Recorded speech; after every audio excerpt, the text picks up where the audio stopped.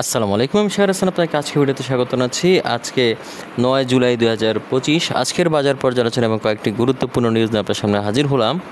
তো আলহামদুলিল্লাহ আজকে মার্কেট হিউজ পরিমাণে আপ হয়েছে, আমরা খেয়াল করছি, এবং টাকার অঙ্কের লেনদেনও কিন্তু অনেকাংশে বৃদ্ধি পেয়েছে আমরা দেখতে পাচ্ছি। এবং আরেকটা কথা হচ্ছে, মূল্য বৃদ্ধিপ্রাপ্ত শেয়ারের সংখ্যা কিন্তু অনেকাংশে বৃদ্ধি পেয়েছে। এই সব দিক দিয়ে মার্কেট খুবই পজিটিভ, এবং আমরা দেখতে পাচ্ছি যে আজকে যেরকম আশা করেছিলাম যে মার্কেট ভালো হবে, আশা করতে পারছি যে সামনের দিনগুলোতে মার্কেট ভালো হবে, এবং আবার কিন্তু 5,000 পয়েন্টের উপরে কিন্তু মার্কেট উঠে গিয়েছে। তো যাই হোক, আমি সবগুলো বিষয় নিয়ে আলোচনা করব। তো আলোচনা যাওয়ার আগে একটা ছোট্ট অনুরোধ করি, আমার এই ভিডিও যদি আপনার ভালো লেগে থাকে বা সামান্য উপকার আসে, তাহলে আমি আশা করব আপনারা আমার চ্যানেলটিকে সাবস্ক্রাইব করবেন এবং ভিডিওতে লাইক এন্ড শেয়ার করবেন। তো যাই হোক, আর কথা না বাড়িয়ে সরাসরি ভিডিওর অংশে চলে যাচ্ছি। তো প্রথমে আমরা এখানে দেখতে পাচ্ছি যে ডিএসসি সাধারণ সূচকে আজকে 53.83 পয়েন্টের মতো আপ হয়েছে। এছাড়াও ডিএসসি 30 সূচক আমরা দেখতে পাচ্ছি এখানে আপ হয়েছে 18.82 পয়েন্টের মতো, এবং ডিএসসি সরিয়া সূচক আমরা দেখতে পাচ্ছি 10.35 পয়েন্টের মতো আপ হয়েছে। অর্থাৎ তিনটি ইন্ডেক্স কিন্তু হিউজ পরিমাণ আপ হয়েছে। এবং আমরা যদি এখানে ইন্ডেক্স মুভারটা যদি খেয়াল করি, তাহলে দেখতে পাচ্ছি যে এখানে ওয়ালটন হাইটেক ইন্ডাস্ট্রিজ তারা 5 পয়েন্টের কাছাকাছি আপ করেছে। এছাড়াও আমরা দেখছি এনবিএল, এখানে BAT BC, EBL, BRAC bank, তারপর এখানে National Life Insurance, Beximco Pharma, Beacon Pharma, BSR Limited, Robi, এরা 1 থেকে প্রায় 2 পয়েন্টের কাছাকাছি কিন্তু আপ করেছে। তার মানে আজকে আপের সংখ্যা অনেক বেশি। অপরদিকে যদি আমরা ড্রাইগারের ক্ষেত্রে দেখি, তাহলে দেখছি ড্রাইগারের ক্ষেত্রে আজকে ইসলামী ব্যাংক কিন্তু 4.5 পয়েন্টের মতো মাইনাস করেছে। এছাড়া আর বাকি সবাই তেমন একটা পয়েন্ট কিন্তু মাইনাস করেনি। এছাড়াও যদি আমরা এখানে ট্রেড স্ট্যাটাসে যদি খেয়াল করি, তাহলে দেখতে পাচ্ছি আজকে 227টি শেয়ার আপ হয়েছিল, অপরিবর্তিত ছিল 46টির, এবং পতন ঘটেছে 80টির। এবং আমরা যদি এখানে টাকার অঙ্কের লেনদেনে যদি খেয়াল করি, তাহলে দেখছি গত দিনের তুলনায় আজকে কিন্তু আরও অনেকাংশে বৃদ্ধি পেয়েছে। আমরা দেখতে পাচ্ছি যে আজকে 690 কোটি টাকার মতো কিন্তু লেনদেন হয়েছে। এছাড়াও আমরা যদি এখানে টপ গেইনার এবং লুজারের ক্ষেত্রে দেখি, তাহলে দেখছি টপ গেইনারে আজকে রহিম টেক্স, তারপর এখানে ন্যাশনাল লাইফ, এখানে এসপিসিএল, তারপর এখানে ফ্যামিলি টেক্স, এরা কিন্তু ভালো পরিমাণে বৃদ্ধি পেয়েছে। হলটেটের পর্যায়ে গিয়েছে কেউ কেউ, এবং কেউ কেউ হলটেটের কাছাকাছি পর্যায়ে পর্যন্ত বৃদ্ধি পেয়েছে। অপরদিকে যদি লুজারের ক্ষেত্রে দেখি, তাহলে দেখতে পাচ্ছি লুজারের ক্ষেত্রে আজকে লুজারের শীর্ষে রয়েছে এসিএম, LLECMF, একটি মিউচুয়াল ফান্ড। এছাড়া বাকি সবাই খুবই সামান্য পরিমাণ কিন্তু মাইনাস করেছে, তেমন একটা মাইনাস করেনি। এছাড়া আমরা যদি এখানে টাকার অঙ্কে লেনদেনটা যদি খেয়াল করি, তাহলে দেখতেছি ব্র্যাক ব্যাংক আজকে লেনদেনের শীর্ষে ছিল। এছাড়াও বিশাচারী শীর্ষে ছিল, এখানে মিডল্যান্ড ব্যাংক, তারপর এখানে হচ্ছে বিএসসি, এরা কিন্তু ভালো পরিমাণে কিন্তু এখানে বৃদ্ধি পেয়েছে। ঠিক আছে, টাকার অঙ্কের লেনদেনে ভালো পরিমাণে কিন্তু এরা রয়েছে। তো আপনারা চাইলে এই সকল শেয়ারগুলোতে নজর রাখতে পারেন। আশা করছি এখান থেকে আপনারা ভালো কিছু গেইন করতে পারেন। যেহেতু টাকার অঙ্কের লেনদেন হচ্ছে ভালো, তার আশা করা যাচ্ছে যে এই শেয়ারগুলোর প্রতি মানুষের আগ্রহ বৃদ্ধি পাচ্ছে।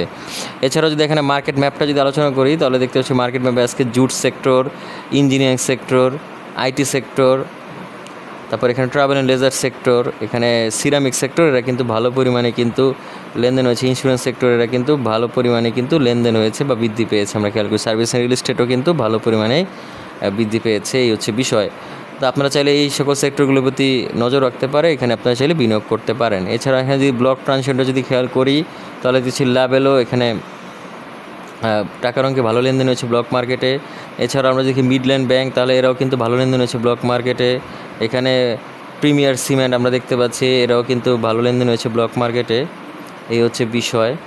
তো আপনারা চাইলে এই সকল শেয়ারগুলোর প্রতি নজর রাখতে পারেন। আশা করা যাচ্ছে যে এখান থেকে আপনারা ভালো কিছু গেইন করতে পারবেন। তো যাই হোক, এই ছিল মোটামুটি বাজার অবস্থা। তো এখন আমরা চলে যাবো কয়েকটি গুরুত্বপূর্ণ নিউজে।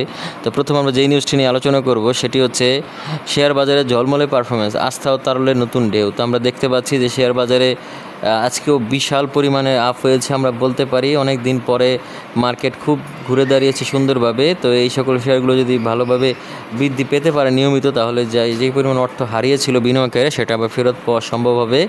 তো আশা করা যাচ্ছে যে মার্কেটে এভাবে করে আপ হওয়াতে একটা ইতিবাচক, যদিও মাঝে ডোনাল্ড ট্রাম্প আমাদের উপরে যেই অর্থনৈতিক যে একটা চাপ সৃষ্টি করেছে, 35% কর বা শুল্ক দেওয়ার যে বিষয়টা এখানে ধার্য করেছে আমাদের দেশের অর্থনীতির উপরে বা আমাদের দেশের রপ্তানিযোগ্য পণ্যের উপরে, তো এটা কিন্তু একটা চাপ সৃষ্টি করেছিল শেয়ার মার্কেটে, কিন্তু সেটা আস্তে আস্তে কেটে যাচ্ছে বলে মনে হচ্ছে, এবং আমরা আস্তে আস্তে ইতিবাচক একটা ধারা দেখতে পাচ্ছি। তো এটা খুবই একটা ভালো দিক আমি মনে করি। যাই হোক, এর পরবর্তীতে আমরা যেই নিউজটি নিয়ে আলোচনা করব, সেটি হচ্ছে শেয়ার বাজারে তালিকাভুক্ত কোম্পানি কর ব্যবধান নিয়ে বিতর্ক। তো মূলত এটা দীর্ঘদিন যাবতই ছিল যে শেয়ার বাজারে লিস্টেড যেই কোম্পানি এবং শেয়ার বাজারে আনলিস্টেড যেই কোম্পানি তাদের কর ব্যবধান খুবই সামান্য পরিমাণ ছিল। এতে করে অনেক কোম্পানি কিন্তু শেয়ার বাজারে আসার প্রতি তেমন একটা আগ্রহী ছিলেন না, কারণ শেয়ার বাজারে আসার সময় অনেক রকম হ্যাসেল পোহাতে হয়। এছাড়াও শেয়ার বাজারে আসার পরে কিন্তু বিভিন্ন রকম আমরা বলতে পারি যে স্বচ্ছতা জবাবদিহিতা বজায় রাখতে হয়, সেই বিষয়টা কিন্তু দেখা গিয়েছে অনেকেই মেনে নিতে পারে না। তো সেক্ষেত্রে যেহেতু পার্থক্য খুবই কম, দেখা গেছে যে 5% মতো ব্যবধান ছিল। তো এত অল্প ব্যবধানে কিন্তু শেয়ার বাজারে নতুন কোম্পানি আসতে চাচ্ছিল না, যেহেতু 5% ব্যবধান তেমন কোনো বড় কিছু নয়। তো সেই ব্যবধানটাকে আরেকটু বাড়ানোর একটা চিন্তা ভাবনা করা হচ্ছিল। তো ব্যাপারটা হচ্ছে যে সেটাকে বাড়িয়ে 20% করা হতে পারে বা 15% করার একটা প্রস্তাবনা রয়েছে, এরকম একটা বিষয়। যদি এটা সম্ভব হয় তাহলে দেখা যাবে যে আমরা বলতে পারি যে শেয়ার বাজারে নতুন নতুন ভালো ভালো কোম্পানি যুক্ত হবে। যেমন এখনও মাত্র রবি এবং গ্রামীণ ফোনের মতো মোবাইল ফোন কোম্পানিগুলো যুক্ত হয়েছে। এখনও পর্যন্ত বাংলা লিঙ্ক বা আমরা বলতে পারি রাষ্ট্রায়ত্ত প্রতিষ্ঠান টেলিটক কিন্তু শেয়ার বাজারে যুক্ত হয়নি। তো এই সকল কোম্পানিগুলো অবশ্যই শেয়ার বাজারে আসা উচিত, আসলে আরও ভালো করবে ধারণা করা যায়। তো এই সকল বিষয়গুলো আসলে বিবেচনা করে আসলে কর হারটার ব্যবধানটা বাড়ানো উচিত, যাতে করে মানুষ আরও বেশি আগ্রহী হয়, অর্থাৎ যারা কোম্পানি রয়েছে তারা যাতে আরও বেশি আগ্রহী হয় শেয়ার মার্কেটে আসার ক্ষেত্রে। যাই হোক, এর পরবর্তীতে আমরা যেই নিউজটি নিয়ে আলোচনা করবো সেটা হচ্ছে 6 কোম্পানি শেয়ারে বুলিশ ট্রেন্ড। তো আমরা দেখতে পাচ্ছি যে 6টি কোম্পানি ভালো পরিমাণে বৃদ্ধি পেয়েছে আজকে, সেটা অনেকটা বুলিশ ট্রেন্ডে দেখা যাচ্ছে। বুলিশ মানে হচ্ছে আপ ট্রেন্ড। তো এটা খুবই একটা ভালো দিক। আমরা একটু দেখি সেই কোম্পানিগুলো কারা। তারা হচ্ছে Rahim Textile, National Life Insurance, Sharp Industries, Shahji Bazar Power, Family Textile এবং রিজেন্ট টেক্সটাইল।